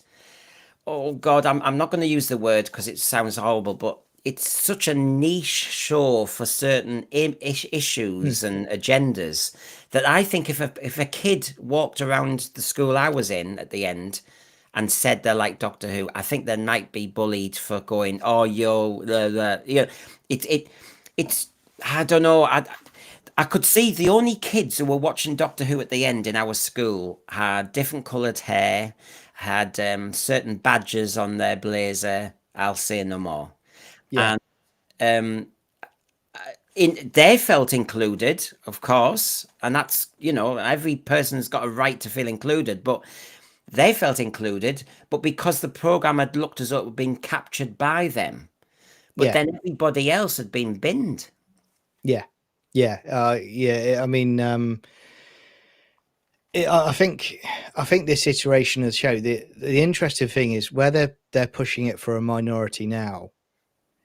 In the long term, people aren't going to go back to watch these episodes. They're not going to be like you talk about a classic Doctor Who episode where, you're probably like me, Brendan. You've lost count of how many times you've watched a classic episode over the years. It's something that is. And I called it before. I called it with the Disney arrangement. I called it Disney content because that's what it is. It's on the Disney Plus app worldwide. It's just there to click along. It's got a thumbnail. It's watched once. It's never watched again. That's what Doctor Who's become now. Yeah, and there's a couple of things here because it's what it is in front of the camera and it's what it is behind the camera. I'll try and try and get the both things said at the same time. Paul Mabley, hello. I thought the new Sea Devils looked like those water monkeys that were advertising the back pages of American comics. I get you. I know what you're saying there. Now, Joe Chapman, who is very active at the moment in our thread. And I promise now, I think I'm going to have to contact you tonight, actually, Joe. I'd have given anything to work on Doctor Who, and that man abused it. It just set me off. And this is what I mean about behind the camera and in front of the camera, how much it's been changed. All I'll say, Joe and John, is our understanding of old classic Who was you had to be quite an established writer to get on as a writer. Andrew Smith sneaked through, but it was a good story, so it worked. The production staff knew what they were doing. I mean, J&T himself had worked his way all the way up from floor manager. So, you know, it was a safe pair of hands and people who knew the stuff. And remember, the BBC was a different beast then, and you know that because your dad was high up in the BBC, and it was a different beast, wasn't it? Yes, it was. And you're right. And, you know, and this isn't just for TV and movie production. This is now happening in every walk of life, where there's a movement, unfortunately, to try and push people into positions where they are not qualified for. You should always get a position on merit. And, you know, whether you loved him or hated him, John Nathan Turner, like you said, worked his way up. People at the BBC at the time worked their way up. The writers that he's got brought in now, they didn't come in because they were the top of the tree. They were top drawer writers. They came in because they fought ideologically, just like RTD. You know, that when I see a Doctor Who production where I see we've got people from different viewpoints actually writing Doctor Who, a series of Doctor Who, then I know potentially we're making progress and we're moving back to potentially one day we could get good Doctor Who again. Because I've said to you before, that's the only way you get good stories, where you have that creative tension, where you have that bust up in the writer's room and you come up with something fantastic. You see, yeah, I think every Doctor Who fan in our thread would say you needed a strong script editor. I think the status of script editors now is lower down than it used to be. So, well, yeah, you're back. By the way, I just want to say with Orty here, and there's a lot of things going on. This is the beauty of maybe Doctor Who when you discuss it. I know what I want to discuss. I want to talk about me. No. And what I said to the press, no. We all have our agendas and our experiences, and it's much more important than just a daft kids show. Orty, I've spoke about modern Doctor Who before, and I've been bullied by the modern fandom, and I worry that YouTubers will go after me. Well, you won't here. I won't tolerate it. I want a diverse group. I'm not saying I'm wanting a diversity policy. I just like to hear different views. I thought that was the more intellectual, mature way of dealing with life. I don't cancel. I don't block. Yeah. People don't be rude. I don't think there's a need for that. But Orty, stay here. You're welcome here. And you know what I'm going to say next? Come on. I mean, your view is as valid as everybody else's. Liberal Zardos, like I said, everybody is talking to Joe, and Joe, I think we're going to have to do something about this. She's going to have her own weekly primetime show, Joe is, isn't she? But she's getting it. But she's had it in you know, she's talking about her childhood. She's talking about her career, but she's also talking as a mum, and the way Doctor Who's affecting people. And I really do feel, like I said, I wish I could have kids, but if you have an established little format where you might be lucky enough to be sat with your kid liking the same show, and then suddenly that show just goes and becomes an embarrassment, and then your kid goes, oh, I've moved on. Oh, you lose something. I'll give you an example, Brandon. I had a message from my niece yesterday, and my three nieces, when they were little, they would watch Doctor Who with me. That's 2005 Doctor Who, and they loved it. You know, they had toys for Christmas. They got the DVD box sets for Christmas. When it got to Jodie Whittaker, they stopped watching. And I got a message from one of them that basically said, oh, I see Billie Piper's the Doctor now. And they said, what a complete load of rubbish. And that's the first thing they'd even bothered to talk to me about Doctor Who since Capaldi. And, you know, that says it all to me, really, that it's seen as a joke by people that aren't really invested now. Right. Well, let me show you this as we move on now. So you've seen what Joe said. You've seen what Naga Manchetti included in her critique. There were some more critiques today that I could have used. I mean, it is becoming more open season, and you just see this.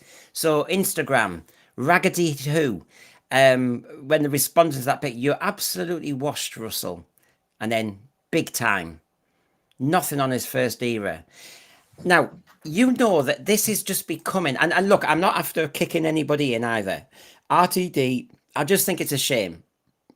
He's pushed himself to the summit, and he's kicked off with his mouth a little bit, and unfortunately, that's when, But I don't want to pile on with him. I still want to see the goodness in somebody. So it's hard, isn't it? But in a way, you deserve this, RTD. You really do. So, X-Man, thank you. I will never talk bad about Jodie's doctor again.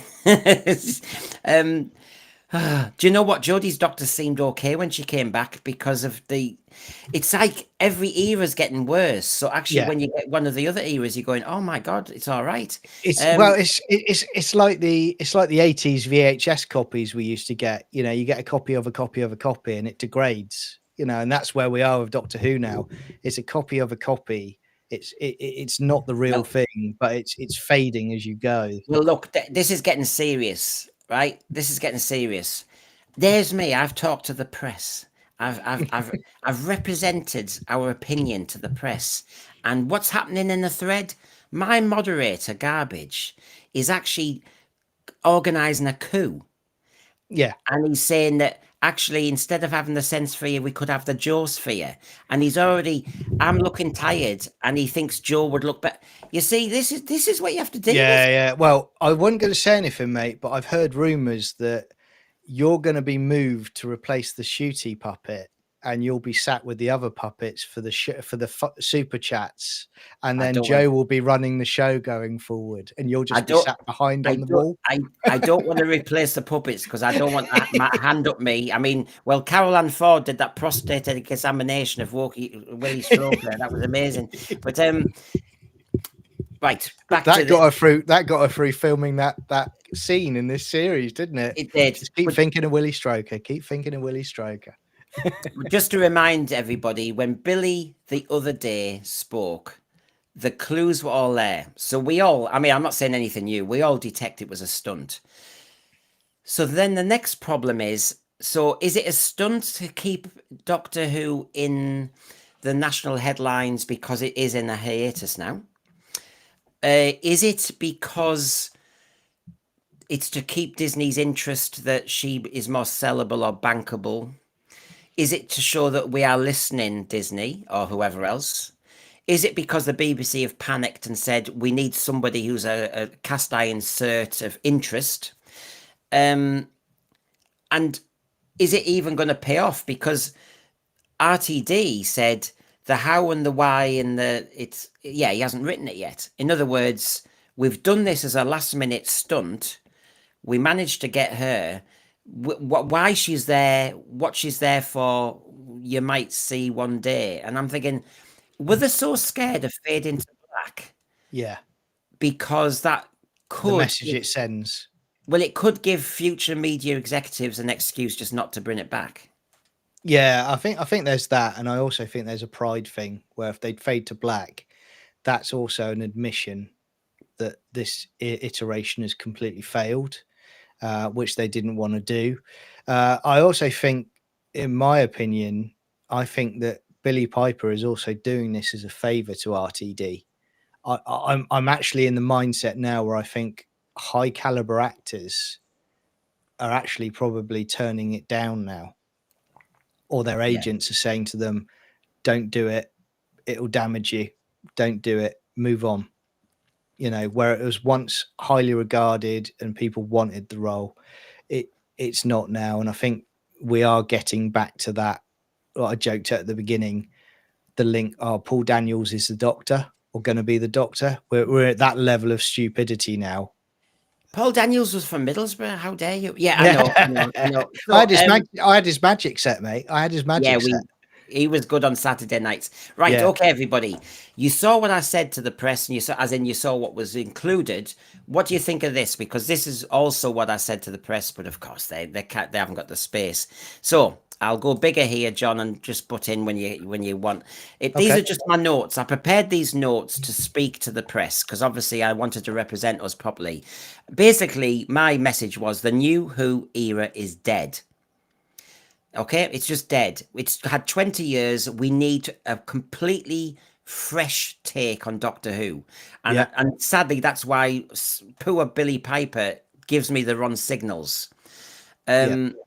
It has stopped taking itself seriously. It's been captured for an agenda, ambushed as a political platform, vandalized by someone who should be a custodian. Yeah. It almost feels like Russell Davies doesn't even know what Doctor Who is. I'll just say a little bit more and then obviously come flying in. Doctor Who no Yeah. longer has any impact. It's not event TV anymore.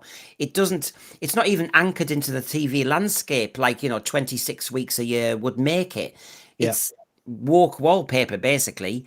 And honestly, I said, look, I saw RTD as the lifeboat in 2023, but he just threw more water onto the wreck. He didn't save the wreck. He actually made things worse. EastEnders in space, toys in a Doctor Who box. Yeah. And I was a teacher, don't you? No, right. Okay. So, any response to that so far? I think it's all spot on, quite frankly. I mean, again, I 100% agree on that. It stopped taking itself seriously, and I think that's why you need a complete overhaul in the production team, because it needs to be taken seriously again. You need to go back to the basics, which is a man traveling, a Time Lord traveling space and time, and he is effectively facing monsters and creatures weekly, getting kids scared and hiding behind the Yeah. sofa. It needs to Yeah. go back to basics. You start with that. Then you go, right, okay, you go to the traditional, right, it's got to be a male doctor. The doctor, in my opinion, was a male of his species and was asexual. You cut out all of the sexual and the romance element to it. You don't need it. You can do it with companions, but with a doctor, no. Well, Uh, you see, John, this is where I know what you're saying, but I'd push back even further now and say, look, we've done the love stuff, we've done all that. Can we just for God's sake, get into space? And you've got a space plague, and just get on with that. exactly. Yeah. I mean, there's, we talked ages ago, didn't we? And we talked about writing a Bible if we ever became in charge, went into the production, and we basically were going to drill down what was core Doctor Who, and we would stick to that, and then we could work around that wasn't core Doctor Who, Yeah, uh, and build from there. What has happened now, unfortunately, is with RTD and Phil Collinson and co. They say they're big Doctor Who fans, but I will push back on this, and I will say, look, anybody who calls themselves a big Doctor Who fan and they've done to Doctor Who what they have cannot call themselves a Doctor Who fan, because they have completely altered what was Doctor Who. I think that, as I say, familiarity breeds contempt. I'll say that nicely, which is basically they know Doctor Who in a way too well as fans that Yeah. they think they are allowed to change it. No. Yeah. Now, I had a section on RTD. You'll be proud of me, everybody in the thread. I had a section where I really wanted to make my point about Russell T Davies, and I said all of this. I said I'd done an opinion poll on my channel, and that's what was the situation. I said that Russell T Davies had been like Diana Ross missing an open goal in the World Cup final when it was easier to blooming get the ball in the back of the net. Yeah. And with Doctor Who, I said it would have been easier to give everybody what they expect, scare the kids, bit of jeopardy, episodic. If you just did that, it's boring to a showrunner because he wants to show he's something different. But if you'd done that, you'd have had a different result. You'd have got the ball in the back of the net. You have a ready-made audience. Parents would love to, they'd have delight to see the kids wanting to sit downstairs and watch Doctor Who because they just Yes. want the safety of the parents just there. Funnily enough, when I was talking to my mum and dad last night, after doing all these millions of shows, My mum mentioned Doctor Who, and she said I didn't really like Doctor Who, but she said we watched it because of you, Brendan. She said, but she said she could put up with the classic Doctors because they made sense. But she Yeah, said none of these ones she could put up with if she was sat with me now as a child. And she kind of just said, as a parent, you put up with some TV programs you don't like because of your kids. And I think RTD's taken that away. The other thing I said was famously, he said he was up till 2 in the morning doing script redrafts. I said, but at the moment, what I saw last night on Saturday and other shows, inconsistencies, too many resets, too many retreads, too many rehashes of old plots. It's not fresh. It hasn't changed, even though he said it has changed. I said there's been too many missteps. The lack of serialization is one of them. He's too reliant on the arc. It's too experimental, musicals, breaking the fourth wall, yeah. all that jazz. Going down the fantasy god of pantheons road, a load of blather. And I is that all right? Am I Yeah, no, reflecting? absolutely. I mean, I've been crying out for ages with proper Doctor Who of just going away for a while and just having just episodes of Doctor Who and not having this big arc throughout the season. Because how many times now have you got to the season finale and it's just not paid off? Just Oh, just yeah. just focus on, look, if you've got a great story, you know, and it's going to be 3 episodes of the season, do 3 episodes of the season, do 4 episodes of the season, make it a cracker, develop the characters, develop the creatures, do all of that. If it works, you don't have to have the season finale arc, and the build up to it. You just don't. And I think where you've put their God of Pantheons, I Oh, Pantheon of God. 100% Pantheon of God. Yeah, Yeah, yeah, yeah, yeah, yeah. yeah, exactly. I know. I did that deliberately just to knock his ego down, everyone. But I agree 100% with that. And my view has always been, you need the Time Lords back. And the reason I say you need the Time Lords back a series that's taken itself seriously is because you need to get rid of this nonsense that the Doctor is a god and he's unstoppable. No. You need to have a tier above him that are basically Yes. making him accountable. Well, John, I was thinking this last night. We're all Doctor Who fans. We can't just go and do something else. We're thinking about it, ruminating on it. And one Yeah, of the things I was thinking that agrees with what you were saying. I mean, I don't desperately want the Time Lords back, but what I would say to you is, I get the idea of the hierarchy, because Doctor Who famously wasn't allowed to interfere, wasn't allowed to meddle. yeah, Remember that bit in Frontiers when was it Tegan or somebody said, shh, don't mention this at all, don't yeah. mention it. That was Doctor Who. I loved that he was always bloody interfering, but please, no, no, Yeah, no. um and that's sci-fi, and I love the fact about that where he's basically saying it gives you the alert at the beginning that they're going too far into the future. You know, that yeah. there's a rule that's been set within that universe to basically say, no, the Time Lords are in charge of this. You can't go beyond here. You know, Eh, that all needs to come back. You know, We see. Look, am I being right? I'm saying this rhetorically. Hmm. Was I being unfair with all this retreads and everything and inconsistencies?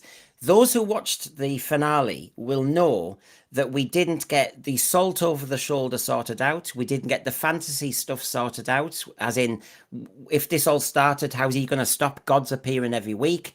We didn't get the spoon thing. We didn't get the Mrs. Flood thing. We didn't get the Susan thing. Belinda suddenly completely changed who she was. It just went on and on and on. And that's just unsatisfactory. I'm sorry, but because Yeah, you only have 8 weeks and 25% of your season is the finale, it needs to be better than that. And it needs to be more substantial than that. And to be quite honest, if you're going to do an arc, I don't approve. If you're going to do an arc, it might as well actually be one thing, like Omega's coming back, and that's it. No Rani, no nothing. Just one thing. I'm interested in this from Mr. KJ. It makes me so sad and angry to trying to work with this new doctor. It's impossible. Young boys have definitely missed out on a great role model, especially for the young British kids. I said a lot yesterday, so I try not to do repeats. But yeah, one of the big things in teaching is to try and get lads reading, and sci-fi was one of the ways Yeah, in. And but if the doctor character is seen as either a bit weird or freaky, they don't. And I will say the point. My anecdote is because of the Geordie doctor, and I did see this with the Shooty doctor for a little while. And the 10th, sorry, the 14th doctor saying he fancies Isaac Newton. The kids are all down with the LGBT thing. That's not the issue, right? The issue is, but they still, although they're comfortable with everything, they don't want to be saying that's my favorite program because he's quite heavily into this, that, and the other. It's a bit yeah. like those kids who I know who watch Heartstoppers were all on the LGBT list, really. They were allies. And so there was that element to it. And Peter Davison, as you know, bless him, who said the kids still, the boys need a role model. And I think Capaldi was cuckolded a bit because you had Clara whinging at him all the time. And Yeah. so Capaldi as a male representation was challenged a bit by Companion. Then you had obviously Jodie Whittaker, obviously that's different. Then you had the 14th Doctor who needed all this help emotionally and fancied men. And then you've got the gay doctor. Lads, just normal, straightforward lads. I don't think it's going to be selling it to them. No, you're right. And look, when we were growing up, when you're talking about novels now, it's such a shame when you're talking about there's no male role models. One of the joys for me as a young lad growing up was going to the local bookstore in town and buying a Target novel. The kids don't, like you say, the kids don't read now, and the quality of the novels that Doctor Who's putting out now are substandard as well, and that's not the fault of the writers necessarily. It's the source material they've got to write, and it's such a shame. I mean, there seems to be an issue these days of having a male role model, and it's a very important factor in society, and We we see need more of it. role models, obviously we're meaning positive, but we've got Hmm. loads of male role models in Doctor Who, but they're all the bad Yeah, ones, like Conrad Clark, like yeah, Kid, like Alan in Robot Revolution. This was the snag, which is the only time they see some. And I really made the point, and I mean, I'd have this out with RTD because I think even if he's well intentioned, I'll give him, I'll try and be nice and decent. If he's had a good intention that he wants to stop all this toxic masculinity, he's yeah, doing it in all the wrong ways. If you're worried about creating toxic young lads, don't shout at them and don't alienate them and don't slag off every pursuit they do. If they go online and they, read conspiracy theories and bits and bobs and hello, do you not know what kids do, for God's sake? To be honest, yeah, reading a few conspiracy theories now and again is a bit better than some of the stuff that's on blooming line for kids. So, yeah. RTD, chill out, for God's sake.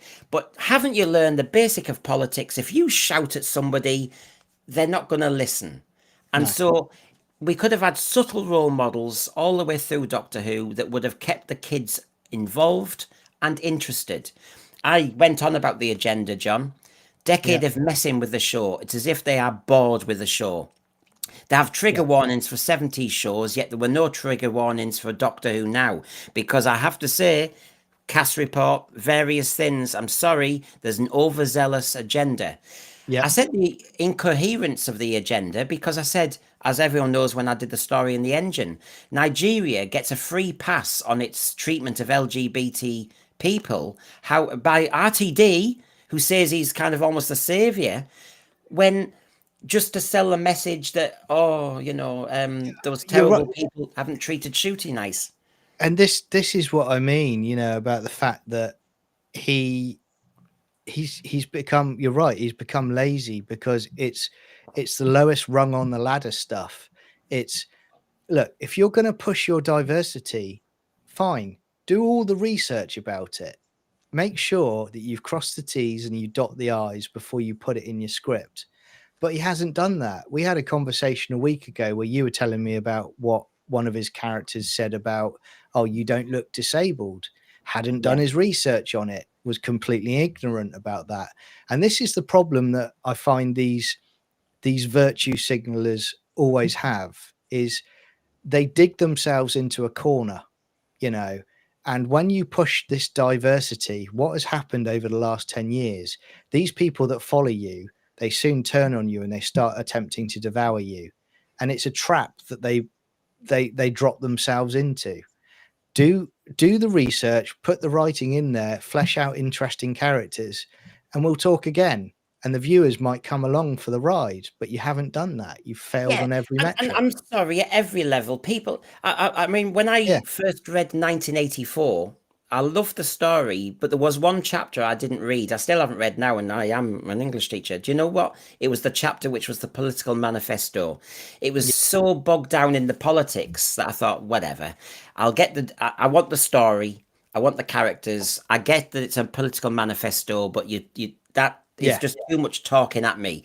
And so as a younger lad, that bored me rigid, and I Yeah. didn't read that. And I still, like I said, I haven't read that chapter.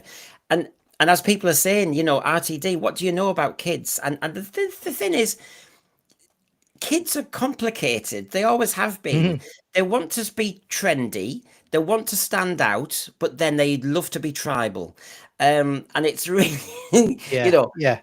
you And know, I said, I joke with you as well, mate, about this. You know, the kids, you know, if they're watching any of this, a nice bright day, they're not going to stick around for that. They're going to go out with their football and play football with their mates in the street. You know, that's or up the park. That's what you're countering with getting that attention span. Now, you've seen all of that episode, and people in the chat have seen that episode that's just gone out. Do you think that's an episode that would have retained youngsters? You know, because they can also smell poor quality. I mean, yeah, kids look, and I have to say, maybe in the 70s, we only had 3 channels, so basically you were stuck a bit, and your parents also were in charge of the button to a degree, so there was less say, so you almost became compliant on what was on TV. But nowadays, and let's face it, kids are good critical question. I mean, I won't diss yeah, kids nowadays. They are facing a lot more than we did. And they're savvy. Most of them are savvy. I'm not talking about the unfortunate circumstances. Most kids can deal with the internet. Most yeah, kids can deal with online stuff. Most kids can deal with lots of things. And when they watched, say, an episode of Doctor Who now, I can only speculate. yeah, Knowing what I've seen in the past, they will just go, "Oh, this is like," oof." Because when they sniff out that, oh, you've got your message, they hate that. They like them to have a message. They will yeah. tell you what their message is. They will tell you what their badge is, but they hate other people telling their message. And Yes. Doctor Who now is just a list of messages. Yeah, absolutely right. And we've talked so many times, me and you, about classic Doctor Who, and about, you know, they let the viewer decide. They let the viewer make their own mind up in a lot of the stories. But also, you know, this is what I said to you. I think this is in season 1 when we were doing the reviews, mate. And I said to you, we don't. That this is the trouble you have with people like RTD. You know, RTD is the guy that is quite happy to spend other people's money.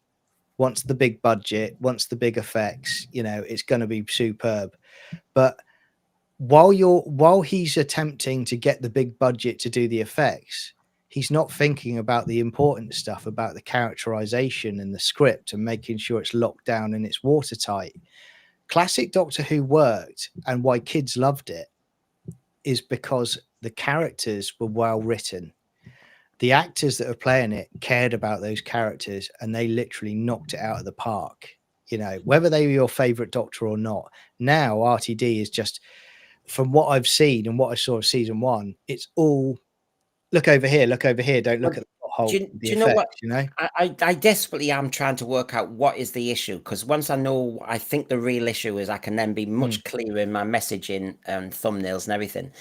And when I've thought about this truly, I mean, we can talk about so many things to do with RTD and what Doctor Who's doing, but I think bottom line, and I think it was summed up in the Reality War episode, is this, John. And the mistake is obviously when Doctor Who had 4 episodes and 6 episodes, it was the journey, and I know I hate that phrase, but it was the actual adventure. The kids had from week to week, they could think and imagine, how does he get out Yeah. of that? And you can see how it works. You can see Sarah Jane Smith go down and get caught in a pit. You can see this, you can see that. You can see all these little subplots develop. I mean, Genesis of the Daleks would not be as good if Sarah wasn't lost and then Yes. in the Thal City. There's so much adventure and interest. And every week you're going, how does she get out of that? How does the Doctor do this? How will they meet again? And the kid is given space to imagine and explore and get excited, even if it doesn't happen.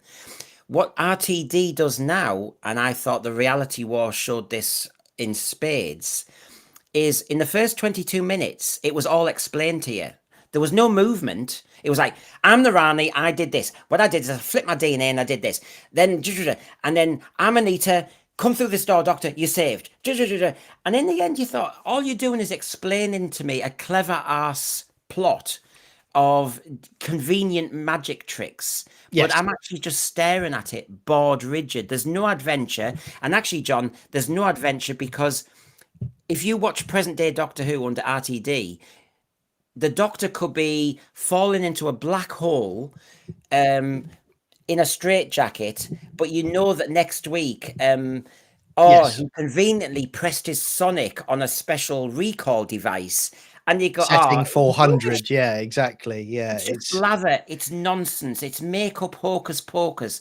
Somebody, I think, said in the thread about Rent-A-Ghost was better than this. Yeah. I mean, I know it got a bit ponto near the end, but I know what you're saying. Grange Hill was much more serious. Oh than yeah, this. yeah, 100%. I mean, when you're talking about late 80s and you're talking about people dying of drug addictions in toilets, Grange Hill was far more serious.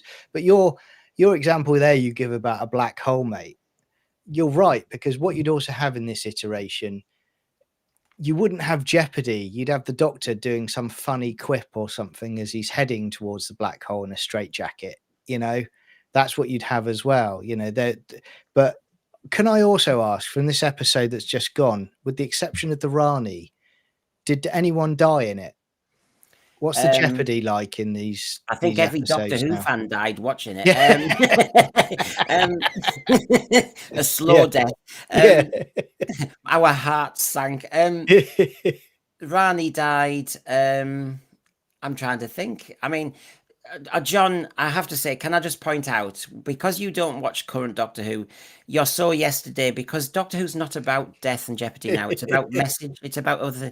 No, I'm trying to think. I can't think of anybody dying. There's not many deaths nowadays. There's not.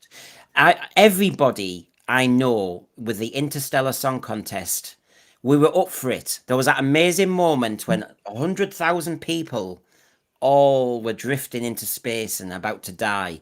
And it was a really good moment of Doctor Who. Yeah. They just didn't land it. The trouble is, yeah, you're right. You're at a point now, and to be honest, it was getting there, in RTD1, where someone might die, but then suddenly they came back, in New Who, and the jeopardy is gone, and it's with this iteration, it's different to RTD1, where you did see people dying every week, that was the jeopardy element. You even the Slovene killing people, the Dalek exterminating loads of people, that was thrilling to kids and viewers. But I think the audience are probably thinking now, well, it's Doctor Who, I guess, but like you said, we know everybody's going to get out of it okay, because there's no way he's going to kill his happy little family of people. It's just not going to happen. So, just to kind of just push a little bit further. So, on the agenda front, I mentioned that it seems that the main actors and producers of Doctor Who are all there publicising what they think, they're representing their agendas. Why is it now that every Doctor actor has to say why this is an important moment for their career? And you go, Tom Baker was just glad he was no longer Brick Lane. I mean, Yeah. honestly, can we just get on with it?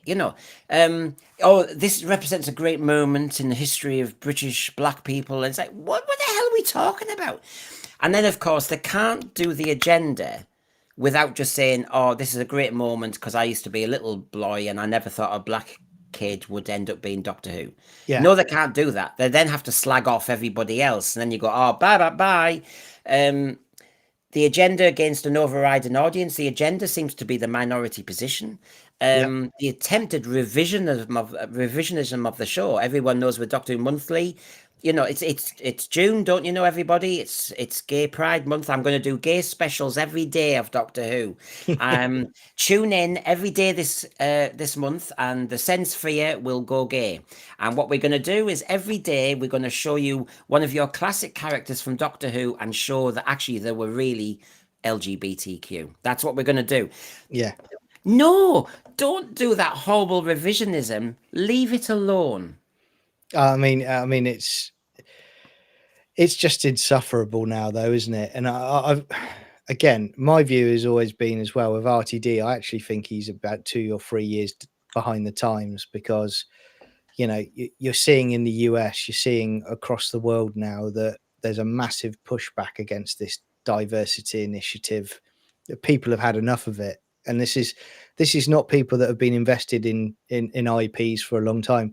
These are general viewers now that are actually, saying we're getting sick of it. These are people that are saying, we're tired of being preached to at work or this, that, or the other. That's where we are now. And I think he is 2 or 3 years behind the time. And I think he's forgetting that it's not even a clever beast anymore.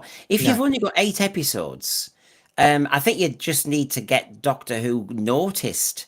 Once everybody settles down on a Saturday night to watch Doctor Who, the last thing you want is it just crippled by messaging. I told the journalist about the Shooty Doctor, and I was fair. I did actually say I don't think he's had any good stories. I'll be honest with you. Yeah. There's hardly been any good Doctor Who moments. What a torture scene, laughing flippantly at the the non-existence of Alan in Robot Revolution, that he was turned into a sperm and an egg. Our Doctor did not do that. RTD did it again. He said one of his favourite moments of the Shooty era was Dot and Bubble when he shouted at the white supremacists, but then offered to give them a planet. And then he said, and one of the more subtle moments was actually in the Interstellar Song Contest when Shooty's face was so gleeful but sad at the same time when Belinda said she kind of loves him and cares for him. I didn't see any of that on his bloody face.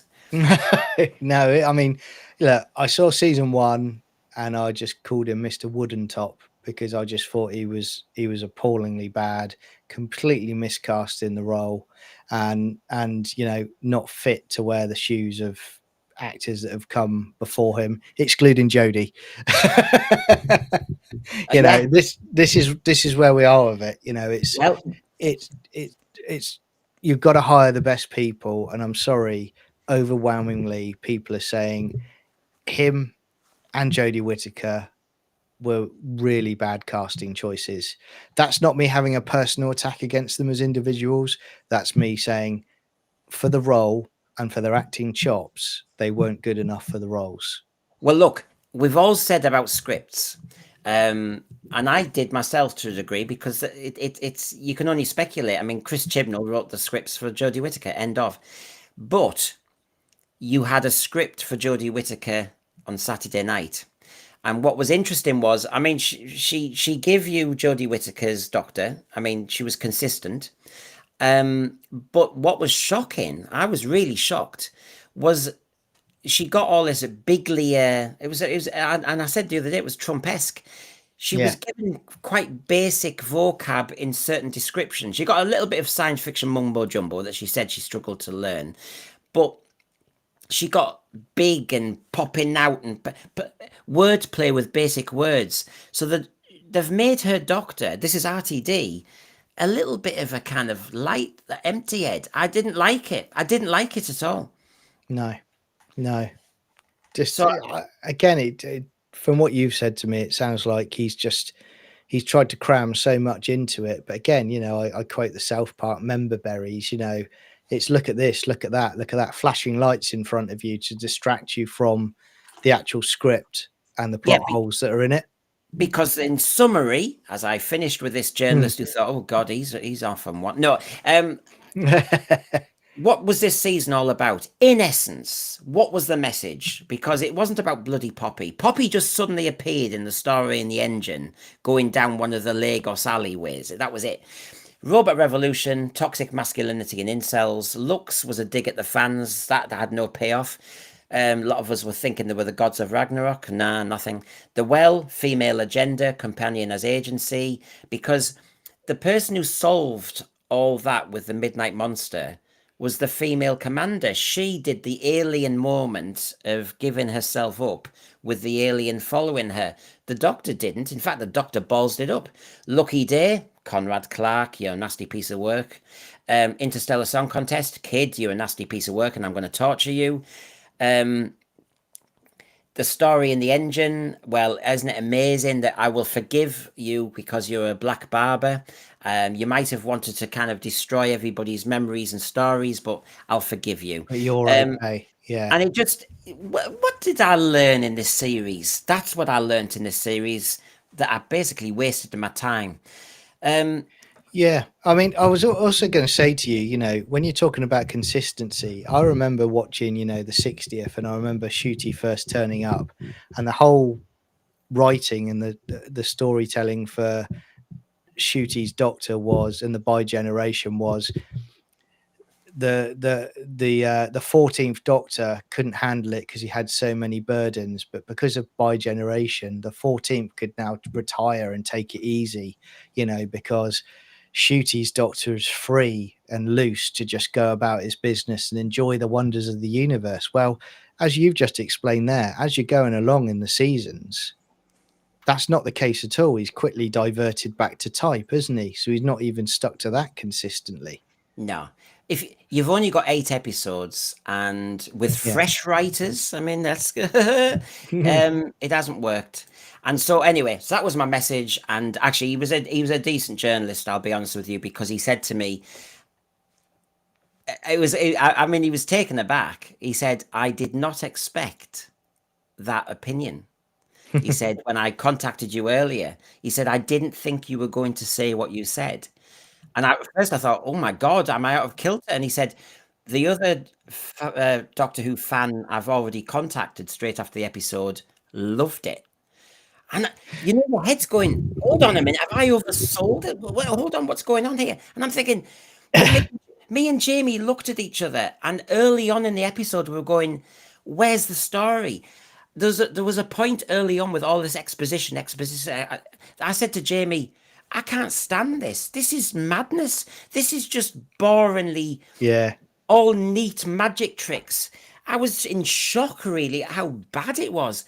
And then I was thinking, God, I'm going to talk to a journalist after this. Yeah. And it went on and on and on. I was making notes for my streams and all the rest of it. And then it just got worse. And then, as my dad said, he got bored. A lot of people on my streams have said they got bored. And then when you realized it was all wrapped up after about 35 minutes and you had this slow kind of, John, it is not an attractive trait when your hero, your doctor, says, I was brilliant, wasn't I? I was amazing. I know Chris Eccleston was given, wasn't I fantastic? But it was a kind of, he's on his deathbed, leave him alone. But this Ncuti doctor, he had a victory lap and he was going, I was amazing. And he was given lines to hear where the doctor, Jodie Whittaker, said, you're beautiful. So in other words, there was a line in Doctor Who. Imagine being a kid watching it. The doctor fancies himself. What? Yeah. And the thing is, I saw that. I did see that clip, and I did laugh because essentially that's them admitting that these doctors are not popular at all with the viewers, the general viewers and long-time viewers.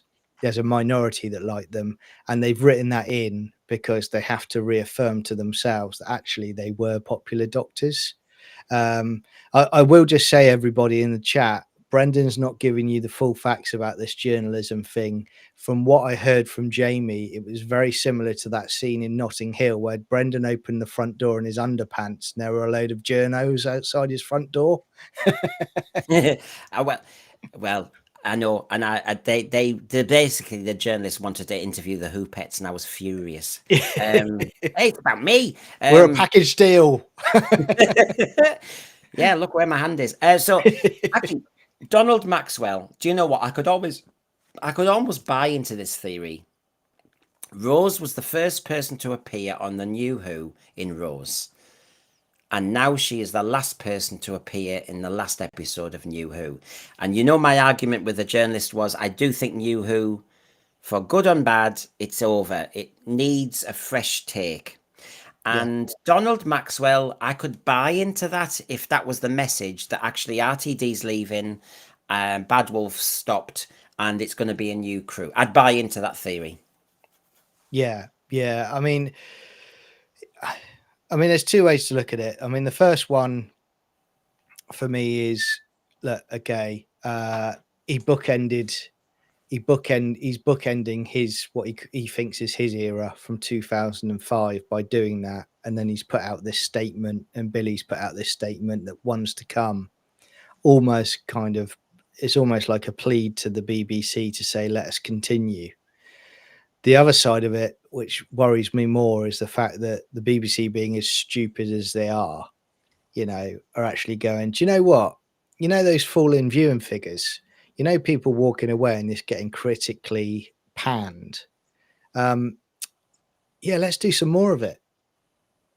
You know? Yeah, well, you've mentioned the views, a whole lot of video. You've reminded me. Well, it wasn't the last 10 minutes had the lowest ratings. It was the last 5 minutes, definitely. 25 minutes into this last episode, the finale. 25 minutes in, you got the peak, 2.31 million, right? So the average was 2.17, wasn't it? But at 2.31, and then it went all the way down to 1.5 when Ncuti regenerated. Now that tells me that the structuring of the episode was almost in reverse, because every time I've done a 5-minute breakdown, whether it's Lucky Day, Joy to the World, you find that it actually bottoms out around 25 minutes. That's the lowest point. And because you always get legacy of other people from other programs. He's done the opposite. It's actually done the peak has been in the middle of the program when actually nothing much was happening, sadly. It was before even the Bone Beasts got into action. It's before Omega even got out of his plug hole. None of that had happened at the peak of the ratings, and then it had this decline. And I'm still trying to get. I know iFiles has been asked. I am still trying to get the 5-minute breakdowns. I was given two figures: 2.31 at 25 minutes and 1.5 million in the last 5 minutes of Doctor Who. It was killed partly because the Champions League was on. That's what happened there. Yeah, exactly. I think what Paul Richards said there in the chat, who in their right mind would give Russell another season after this trash? We live in strange times. We live in very strange times, and I could see them doing it.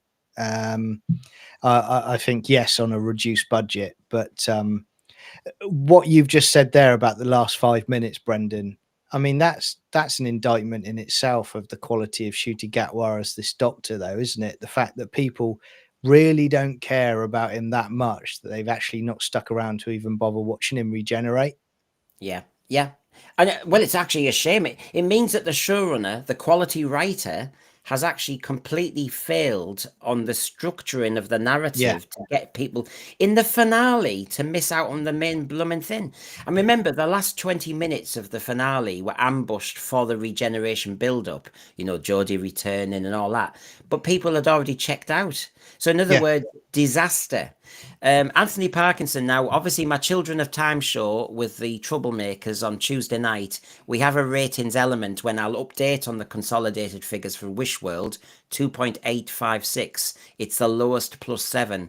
Yeah, you know me. I think I'm a second to none on my ratings analysis. You know I've got all my spreadsheets and everything, and we'll certainly take a look at that tomorrow night. It's not good. Could I also put a request in to anybody that does potentially take over Doctor Who again. Can we get back to the Doctor doesn't regenerate every single time standing up? I want a Doctor that's, every cell in his body is dying and he's collapsing on the floor and he regenerates. But then you have the Doctor trying to figure out who he is in the next story when it comes out, not straight away jumping around flamboyantly around the TARDIS and doing, oh, look at me, yeah, I'm brilliant, yeah, I know who I am. That's part of the problem now as well.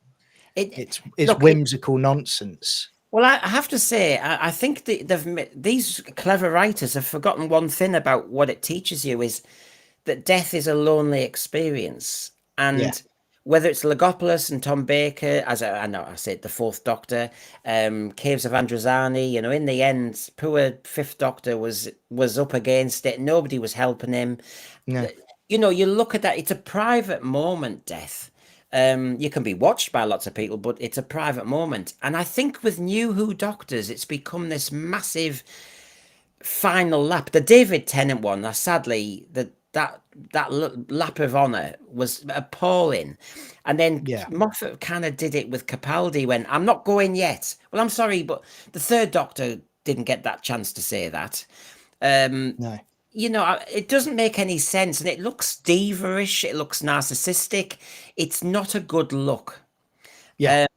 Some of the lines of Stephen Moffat I've always used in assemblies, because as you know, it's a beautiful concept. I mean, about the Matt Smith one was very good. Yeah. That whole we're changing all the time. That wonderful stuff. But it's just a case now of it's tired as well of the whole, oh, he's standing up, he's going to regenerate inside the TARDIS again, and oh, what's it going to be this time? Is the TARDIS going to explode or isn't it going to explode? And it's like, can we not have a Doctor that's It's mortally wounded outside the TARDIS but and it's selfish. he's recuperating? Yeah. It's selfish. I'm going to blast the TARDIS to pieces. It's demonstrative. It's exhibitionist. It's cosplay. And I say cosplay because the Doctor did do cosplay. This Doctor did cosplay. And there's been jokes about cosplay in the scripts. And RTD seems to think that's the teenagers. And there's just something wrong with it. By the way, Mark Trotman, thanks for the team's company and insight over the last season. Well, thank you very much. That's extremely generous of you and very nice of you. And I think the Who Pets might have something to say about that because, whoa, they might be able to buy some shoes.